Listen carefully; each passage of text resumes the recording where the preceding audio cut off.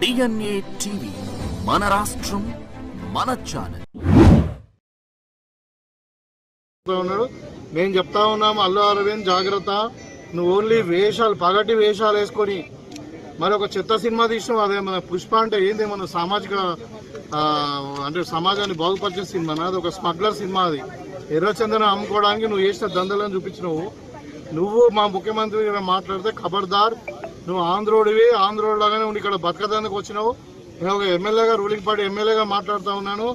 ఇవాళ మీకు ఇచ్చిన గౌరవాన్ని ఉంచి ఇక్కడ వ్యాపారం చేసుకోండి, కానీ మా ముఖ్యమంత్రి గారి మీద మాట్లాడినా ఇంకేదో నీకు ఉన్నది ఏందా? నువ్వు పగటి వేషగాడివి, డబ్బులు ఖర్చు పెట్టి డబ్బులు సంపాదించుకునే వ్యాపారస్తుడి, నువ్వు ఈ సమాజానికి ఏం చేసావు? నీ గౌరవం ఇవ్వాలి.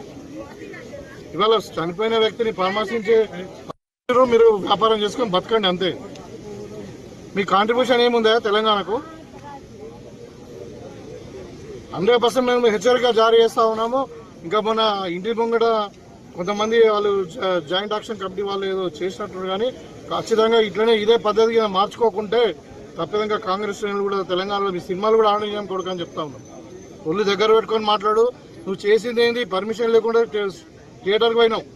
అక్కడ ఇంకా నేను చెప్తా ఉన్నాను, నేను మా ముఖ్యమంత్రి గారు చెప్పలే, కానీ అక్కడ జరిగిన సంఘటన ఏం తెలుసా?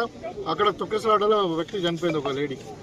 ఈయన పర్మిషన్ లేకుండా కార్ మీద జీప్ మీద ఎక్కి చేతులుపుకుంటూ పోతే అందరు దగ్గరకు వచ్చేసారు. దగ్గరకు వస్తే వాళ్ళ వీళ్ళు ఉంటారు కదా సెక్యూరిటీ, వాళ్ళందరూ కూడా